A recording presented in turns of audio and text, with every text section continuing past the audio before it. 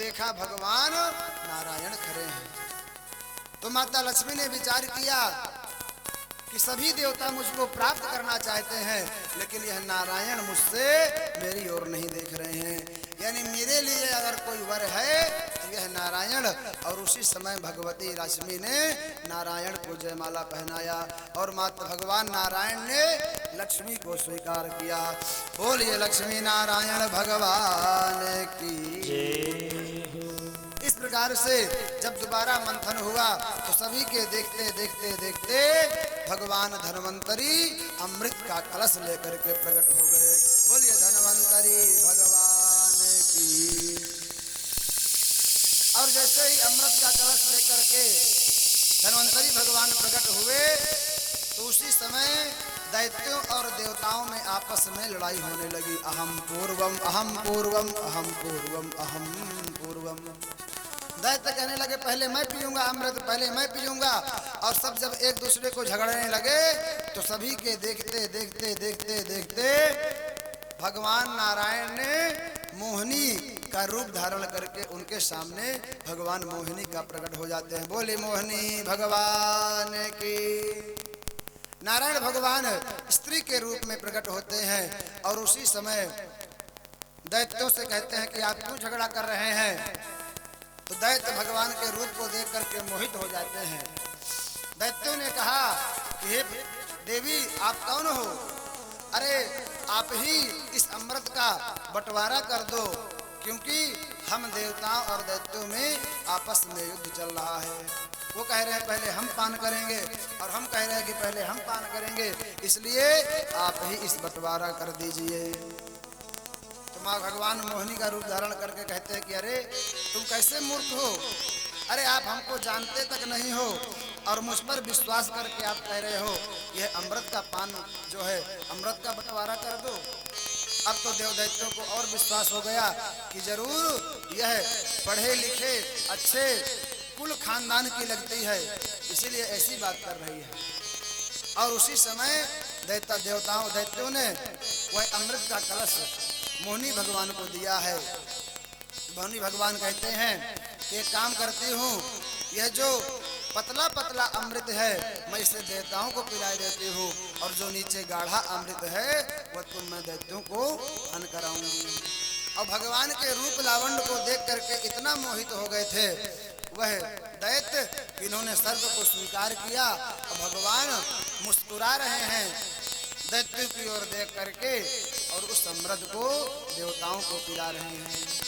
सारे देवता पंक्ति से खड़े बैठे हुए हैं और उसी समय स्वरभानु नाम का एक दैत्य समझ गया कि देवताओं की कुछ चाल है और वह सूर्य और चंद्रमा के बीच में आकर के बैठ गया और भगवान ने उसको भी अमृत पान करा दिया। उसी समय सूर्य चंद्रमा ने भगवान से कहा कि महाराज हे प्रभु यह तो दैत्य हैं और इनको आपने अमृत का पान करा दिया। और उसी समय भगवान ने अपने वस्त्र को हटाया और अपने सुदर्शन चक्र से उस स्वरभानु नाम के दैत्य के सर को धड़ से अलग कर दिया है। और वही स्वरभानु नाम के दैत्य आप सभी को कथा पता है कि आगे चल करके राहु और केतु के रूप में भगवान ने 9 ग्रहों में स्थापित किया है। पहले 7 ग्रह थे। इस प्रकार से भगवान मोहिनी ने यहाँ सुंदर भगवान ने छल करके अमृत देवताओं को पिलाया है। बोलिए भक्तवत्सल भगवान की जय। आगे चल करके श्री माता अदिति ने जब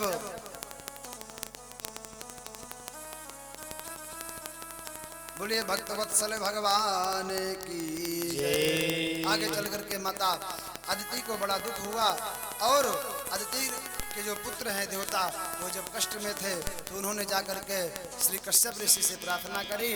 और संक्षिप्त में ही हम इस कथा को यहाँ विराम करेंगे कि भगवान ने एक मनवंतर में राजा बलि के यहाँ भगवान ने वामन का रूप धारण किया है और वामन का रूप धारण करके भगवान ने राजा बलि के दरबार में 3 पग भूमि मांगी है।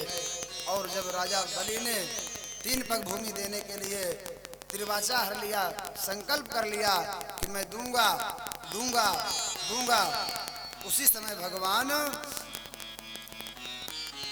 श्री वामन भगवान ने विराट रूप धारण किया है और विराट रूप धारण करके 2 ही पग में सारे ब्रह्मांड को नाप लिया था और कहा तीसरा पग कहाँ रखूं। तब उस बलि ने कहा कि महाराज ये बताइए कि दानी बड़ा होता है या लेने वाला। तो भगवान ने कहा लेने वाले से बड़ा दानी होता है। तो यहाँ बलि ने कहा कि तीसरा पग आप मेरे सर पर धारण करिए और अपने इस वचन को मेरे वचन को पूर्ण करिए। और उसी समय भगवान ने तीसरा पग उसके मस्तक पर रखा और बलि के महाराज उन वरदान को जो 3 वरदान देने के लिए बोला था उसको पूर्ण किया है। बोलिए भक्तवत्सल भगवान की जय। यहीं से भगवान एक मनवंतर में मछली का रूप धारण करके आते हैं और यहीं से अष्टम स्कंद का विश्राम होता है। कुछ कथाओं को विस्तार से और कुछ कथाओं को हम संक्षिप्त में ही श्रवण किए। और आइए अब हम चलते हैं 9वें स्कंद में प्रवेश करते हैं और जिसमें भगवान राम की कथा आई है। इसलिए आइए 2 मिनट भगवान नाम कीर्तन करके भगवान रामचरित्र को हम लोग ग्रहण करते हैं। बोलिए भक्तवत्सल भगवान की जय। राधे राधे गोविंद गोविंद राधे जय। राधे राधे गोविंद गोविंद राधे गोविंद राधे गोपाल राधे गोविंद राधे गोपाल राधे जय। राधे राधे गोविंद गोविंद राधे जय। राधे राधे गोविंद गोविंद राधे गोविंद राधे राधे गोपाल राधे गोविंद राधे राधे गोपाल राधे गोविंद राधे राधे गोपाल राधे गोविंद राधे राधे गोपाल राधे राधे राधे गोविंद गोविंद राधे राधे गोविंद गोविंद राधे जय। राधे राधे गोविंद गोविंद राधे। बोलिए राधे गोविंद भगवान की जय। तो महाराज 9वें स्कंद में सूर्यवंश की बड़ी लंबी कथा है जिसमें अनेक प्रकार के राजा हुए। सूर्यवंश में भगवान नारायण के पुत्र ब्रह्मा, ब्रह्मा के पुत्र मरीचि, कश्यप, विवस्वान, श्राद्ध देव मनु, नभग, नाभाग, अम्बरीश आदि हुए। और इन्हीं के वंश में आगे चल करके जब वंश बढ़ा तो आगे चल करके इन्हीं के वंश में महाराज खटवांग हुए। खटवांग दीर्घ बाहुश्च, खटवांग के दीर्घ बाहु हुए, दीर्घ बाहु के रघु हुए, रघु के अज हुए और अज के दशरथ हुए। और इन्हीं दशरथ जी के यहाँ स्वयं भगवान नारायण ने 4 रूपों में पुत्र के रूप में भगवान ने अवतार धारण किया है जिनका नाम पड़ा राम, लक्ष्मण, भरत, शत्रुघ्न। बोलिए भक्तवत्सल भगवान की जय। तो आइए हम लोग सुखदेव बाबा ने राजा परीक्षित को संक्षिप्त में ही राम कथा सुनाई है, इसलिए हम लोग संक्षिप्त में ही राम कथा को सुनेंगे क्योंकि आज भगवान का जन्मोत्सव भी मनाना है और समय की गति अच्छे स्पीड से बढ़ रही है, इसलिए हमको भी लगता है समय बार बार देखना पड़ता है। बताइए जो है इतनी कथाएं थी 7 बज गया है, इसलिए जिस प्रकार से राजा परीक्षित ने को सुखदेव बाबा ने सुनाया है कथा, तो हम भी संक्षिप्त में बड़ी सुंदर राम कथा को श्रवण करेंगे। देखिए व्यक्ति का उतना महत्व नहीं होता जितना कि उस भूमि का महत्व होता है। तो हम भी आइए अपने मन को अयोध्या लेकर के चलें, अवधपुरी, जहाँ महाराज चक्रवर्ती सम्राट दशरथ जी विराजमान हैं। मानस में गोस्वामी तुलसीदास जी चौपाई में लिखते हैं क्या, अवधपुरी अवधपुरी रघुकुल मणि राव, अवधपुरी रघुकुल मणि राव, अवधपुरी रघुकुल मणि राव, अवधपुरी रघुकुल मणि राव, विदित तेहि दशरथ नाव, देव विदित तेहि दशरथ नाम, धर्म धुरंधर गुणनिधि ज्ञानी, धर्म धुरंधर गुणनिधि ज्ञानी, हृदय भगति मति सार पानी, भगति मति सारंग पानी। अयोध्या में कौन निवास कर रहे हैं? भगवान अवध में श्री दशरथ जी महाराज निवास कर रहे हैं। अब देखिए एकाग्र से सुनिएगा, केवल हम लोग 10 मिनट में राम कथा को विश्राम देंगे। अवध में कौन रह रहा है? महाराज चक्रवर्ती सम्राट दशरथ जी महाराज रह रहे हैं। तो दशरथ जी महाराज के क्या है? दशरथ जी महाराज के भी जीवन में अभाव है। बताइए, दशरथ जी की रानियां हैं, साम्राज्य है, वैभव है, ऐश्वर्य है, सम्मान है, आदर है। दशरथ जी के जीवन में सब कुछ है, लेकिन सब कुछ होते हुए भी महाराज अवधेश के जीवन में भी अभाव है। इसलिए हमको इस कथा से शिक्षा लेना चाहिए कि मनुष्य तो अपूर्ण है। अगर कोई पूर्ण है इस संसार में तो पूर्ण केवल और केवल परमपिता परमेश्वर ब्रह्म ही पूर्ण है। इसलिए पूर्णमदः पूर्णमिदं पूर्णात् पूर्णमुदच्यते पूर्णस्य पूर्णमादाय पूर्णमेवावशिष्यते। पूर्ण तो केवल और केवल ब्रह्म है, परमात्मा है।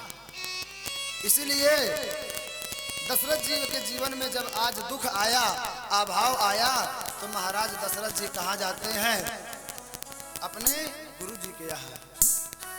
महाराज दशरथ अपनी प्रजा को अपने पुत्र के समान मान लिए हैं, इसलिए वो चाह नहीं रहे कि मेरे घर में संतान हो। अब विचार करिए, एक दिन माता अरुंधति वशिष्ठ जी से कहती हैं कि हे स्वामी, आप जैसा गुरु जिस कुल का गुरु हो उस कुल में कोई संतान न हो, यह उचित नहीं है। तो वशिष्ठ जी कहते हैं कि हे देवी, तुम सत्य कहती हो, लेकिन महाराज दशरथ के मन में पुत्र की लालसा ही जागृत नहीं होती है। तो अरुंधति मैया ने कहा कि पुत्र की लालसा मैं जागृत कराऊंगी। और उसी समय माता अरुंधति ने अपने छोटे से पौत्र पराशर को गोद में लिया और चल पड़ी हैं जहां महाराज दशरथ का महल है। महल में सुंदर सभा लगी हुई थी और उस सभा में माता अरुंधति प्रवेश कर जाती हैं। महाराज दशरथ जी उठ करके खड़े हो जाते हैं, अरुंधति मैया के चरणों में प्रणाम किया, हे गुरु माता, आपका आगमन किस लिए हुआ? और उनको लेकर के अपने कक्ष में जाते हैं। तीनों रानियां कौशल्या, सुमित्रा, कैकेयी गुरु माता को प्रणाम करते हैं। और जैसे ही दशरथ जी महाराज मुड़ करके अपने राज्य काज के लिए चल देते हैं, उसी समय माता अरुंधति ने अपने जो छोटे से पौत्र को गोद में ली थी, उसको थोड़ा सा चींटी काटती है। और जैसे ही चींटी काटी तो वह बालक रोना प्रारंभ कर देता है। और जैसे ही बालक रोना प्रारंभ किया तो रोने की आवाज सुन करके मां भगवान श्री दशरथ जी के मन में पुत्र की कामना जागृत हुई। दशरथ जी कहते हैं कि हे गुरु माता, ये बालक क्यों रो रहा है? तो गुरु माता अरुंधति कहती हैं कि हे चक्रवर्ती सम्राट दशरथ ये बालक इसलिए रो रहा है कि ये कह रहा है कि मेरे जो पिता हैं वशिष्ठ जी महाराज वह तो दशरथ जी के कुल गुरु हैं, लेकिन दशरथ जी के कोई पुत्र नहीं है, और जब मैं बड़ा होऊंगा तो मैं किसका गुरु बनूंगा, इसलिए यह बालक रो रहा है। और उसी समय जब इस शब्द को सुना दशरथ जी ने, तो आज दशरथ जी के मन में पुत्र की कामना जागृत हुई, और आज दशरथ जी महाराज सीधे चल पड़े हैं कहाँ, अपने गुरु के दरबार में। इसलिए हमको यहाँ से शिक्षा लेना चाहिए कि जब जीवन में दुख आए तो हमको कहाँ जाना चाहिए, अपने रिश्तेदार के यहाँ नहीं, मामा जी के यहाँ, फूफा जी के यहाँ नहीं। जब जीवन में बहुत बड़ा दुख आए तो हमको वहाँ जाना चाहिए जहाँ चक्रवर्ती सम्राट दशरथ जी जा रहे हैं, कहाँ, गुरु के दरबार में। गोस्वामी जी लिखते हैं इसलिए क्या, गुरु ग्रह गया तुरत महे पाला, गुरु ग्रह गया तुरत मही पाला, गुरु ग्रह गया तुरत महे पाला, गुरु ग्रह गया तुरत मही पाला, चरण लागी करे विनाया विशाला, चरण लागी करि विनय विशाला, निज दुख सुख सब गुराहि सुनाया हूँ, निज दुख सुख सब गुरहि सुनाय, कहे ये वशिष्ठ बाहु विधि समझाया हूँ, कही वशिष्ठ बहुविधि समुझाय, विधि समुझाय बहुविधि समुझाय। वहां गए, सीधे दौड़े दौड़े महाराज चक्रवर्ती सम्राट दशरथ जी अपने गुरु जी के यहाँ गए और गुरु जी के चरणों में प्रणाम किया, और गुरु जी से कहते हैं कि हे प्रभु, हे गुरुदेव, क्या मेरे आंगन में क्या बालकों की आवाज सुनाई नहीं देगी?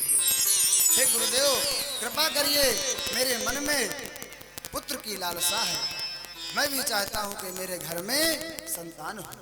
अपना सुख दुख गुरु जी के चरणों में रखा, और उसी समय गुरु जी ने कहा कि हे महाराज दशरथ, अरे आपके मन में तो पुत्र की लालसा ही नहीं जागृत होती थी, अरे आपके मन में पुत्र की लालसा जागृत हो गई, इसलिए अब आगे का काम आपका नहीं, अब आगे का काम मुझ वशिष्ठ का है। इसलिए अब आप अपने घर को जाइए, धरहु धीर होई हई सुतचारी, त्रिभुवन विदित भगत भयहारी। इसलिए अब आप घर जाइए, अब पुत्र का कार्य मेरा है। और उसी समय श्री वशिष्ठ जी ने दशरथ जी को विदा किया, और विदा करने के बाद श्रृंगी ऋषि को बुलाया। श्रृंगी ऋषि वशिष्ठ बुलावा, पुत्र काम शुभ यज्ञ करावा। श्रृंगी ऋषि को बुला करके महाराज वशिष्ठ जी ने सुंदर पुत्र कामेष्टि यज्ञ करवाया है। और जब पुत्र कामेष्टि यज्ञ सरयू के तट पर यज्ञ को आहुति पड़ने लगी, यज्ञ प्रारंभ हुआ, और जैसे ही यज्ञ की पूर्णाहुति होने लगी, उसी समय उस यज्ञ कुंड से स्वयं अग्निदेव चरु लेकर के प्रकट हो गए। बोलिए यज्ञ नारायण भगवान की जय हो। और अग्नि नारायण चरु लेकर प्रकट हुए, और उस चरु को महाराज दशरथ को दिया। प्रसादस्तु कृपा, प्रसाद दिया, और कहा कि हे राजन, इस चरु को अपने तीनों रानियों को आधा आधा हिस्सा बांट देना, तुम्हारे घर में संतान होगी। और उसी समय महाराज दशरथ उस चरु को लेकर के आए हैं, और चरु को लेकर के तीनों रानियों को आधा आधा भाग प्रदान किया है। कौशल्या, सुमित्रा, कैकेयी इन तीनों रानियों को महाराज दशरथ जी ने आधा आधा भाग प्रकट किया। अब देखिए उसी समय क्या हो गया। एक समय तीनों रानियां उस प्रसाद को ली हैं, ध्यान दीजिएगा। और उसी समय क्या हुआ कि जो सुमित्रा मैया अपने भाग को ली थी, एक बाज पक्षी ऊपर आकाश मार्ग से आया और सुमित्रा मैया के उस भाग को लेकर के आकाश मार्ग में उड़ गया। ये कथा भागवत में नहीं आती, लेकिन ऐसा संत का कहना है। जनकपुर के एक महात्मा ने दर्शन दिलाया है। कथा कहते हैं कि जब उस भाग को लेकर के वह बाज पक्षी उड़ गया तो कहाँ गया, जहां पर श्री अंजनी मैया अंजना पर्वत पर बैठ करके भगवान शंकर की तपस्या कर रही थी। तपस्या क्यों कर रही थी कि भगवान शिव के समान मेरे भी पुत्र हो। और उसी समय यह बाज पक्षी उस चरु खीर प्रसाद को लेकर के उड़ा आकाश मार्ग में, और आकाश मार्ग से जहां माता अंजना तपस्या कर रही थी उन्हीं के आंचल में वह चरु छोड़ करके वह बाज पक्षी उड़ गया। और माता अंजना ने जब उस प्रसाद को देखा तो समझ गई कि इसमें भगवान की कृपा है, भगवान शिव ने मुझे प्रसाद दिया है।